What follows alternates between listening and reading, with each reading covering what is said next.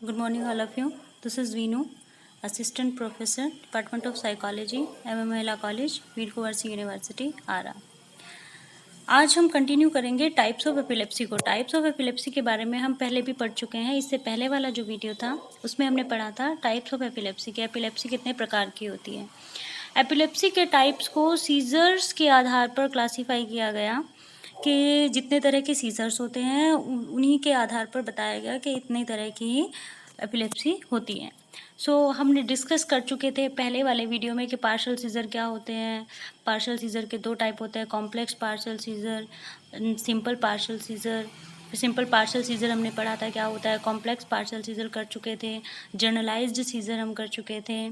Generalised के बाद अब हम आ जाते हैं आगे, जो नेक्स्ट टाइप है this is kinetic scissor.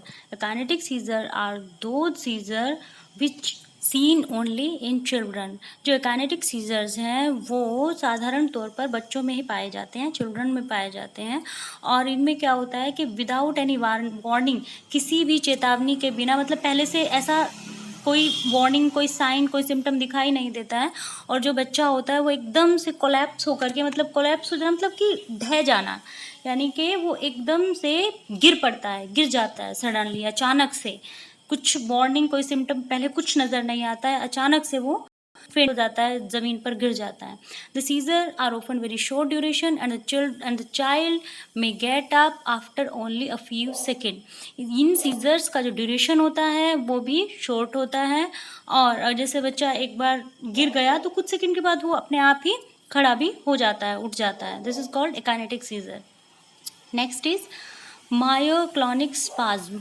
Myoclonic spasm, ये these are the massive type of scissor.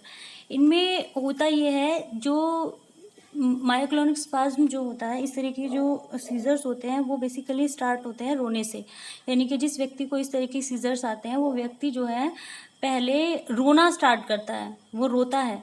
रोते रोते रोते रोते ऐसा होता है कि उसकी बॉडी में अचानक से फ्लैक्शन होता है। फ्लैक्शन मीन्स मुड़ाव, मुड़ने लगती है, ऐठन, स्पाज्म, ऐठन आनी शुरू हो जाती है उसके पूरे शरीर में, जैसे कि पैर अकड़ जाते हैं, हाथ अकड़ जाते हैं, बॉडी का कोई भी पार्ट हो उसमें फ्लैक्शन और एक्सटेंशन होने शुरू हो जाता है। उसी को कहा जाता है मायोक्लोनिक स्पाज्म। अब आप आगे आते हैं, नेक्स्ट है post traumatic epilepsy. Post traumatic epilepsy उस एपिलेप्सी को कहा जाता है जिसमें कि जो किसी ट्रोमेटिक इवेंट के बाद, कोई ऐसी ट्रोमेटिक इवेंट, कोई भी ऐसा घटना व्यक्ति के साथ घटती है उसके बाद ये डेवलप होती है।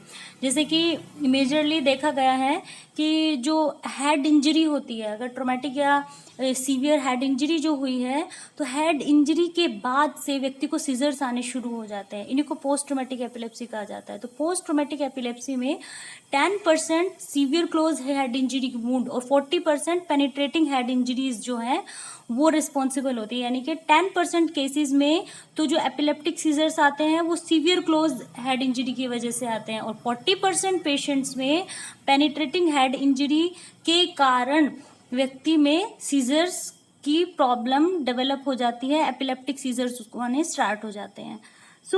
क्लोज हेड इंजरी हो या पेनिट्रेटिंग हेड इंजरी हो, इन दोनों तरह की हेड इंजरी में बेसिक कॉज, जो कारण जो है एपिलेप्टिक सीजर्स आने का, वो ये होता है कि जो ब्रेन में टिश्यूज़ होते हैं हमारे ब्रेन में, या तो उन टिश्यूज़ पर स्कार्स आ जाते हैं उसके वजह से, या फिर जो न्यूरोनल मेम्ब्रेन होती है ब्रेन में, उसके फंक्शन या स्ट्रक्चर में, यानी कि उसके काम करने के तरीके में या फिर उसकी संरचना में किसी तरह का परिवर्तन आ जाता है, ऑल्टरेशन आ जाता है। उसकी वजह से क्या होते हैं कि व्यक्ति को सीजर्स आने स्टार्ट हो जाते हैं। ये नहीं इसके लिए हम नहीं बता सकते हैं, डॉक्टर्स नहीं बता पाते हैं कि उसको अगर सीजर्स आने शुरू होंगे तो इंजरी के कितने टाइम बाद आएंगे। वो इंजरी के 1 हफ्ते बाद भी आ सकते हैं, 1 महीने बाद, 2 महीने बाद, 6 महीने बाद, कभी कभी ऐसा भी होता है कि 1 साल के बाद व्यक्ति में सीजर्स या ये जो एपिलेप्टिक सीजर्स आने स्टार्ट हो जाते हैं। तो इसी को कहा जाता है पोस्ट ट्रोमेटिक एपिलेप्सी। जब व्यक्ति किसी ऐसे ट्रोमेटिक इवेंट से, कोई ऐसी घटना से होकर के गुजरता है, उसके कोई हेड इंजरी हुई है और उसके बाद 6 महीने बाद या 1 साल बाद या 2 साल बाद व्यक्ति में सीजर्स आ रहे हैं, तो ये माना जाता है कि इसका कारण एक ये भी हो सकता है कि उसको जो ट्रॉमेटिक हेड इंजरी हुई उसकी वजह से उसको ये एपिलेप्टिक सीजर्स आने स्टार्ट होने लगे। सो यहाँ आकर के हमारा ये टॉपिक कंप्लीट हो जाता है टाइप्स ऑफ एपिलेप्सी का। आई होप कि आपको ये समझ आया होगा कि एपिलेप्सी कितने प्रकार की होती है। इससे जो नेक्स्ट वीडियो हमारा होगा उसमें हम पढ़ेंगे कि क्या क्या रिस्क फैक्टर होते हैं एपिलेप्सी के, क्या क्या कॉजेज होते हैं, एंड कॉग्निटिव डिफिसिट क्या हो जाती है, क्या क्या प्रॉब्लम होती है आफ्टर एपिलेप्सी और during epilepsy. So I hope कि आपको ये टाइप्स ऑफ एपिलेप्सी क्लियर हो गए होंगे।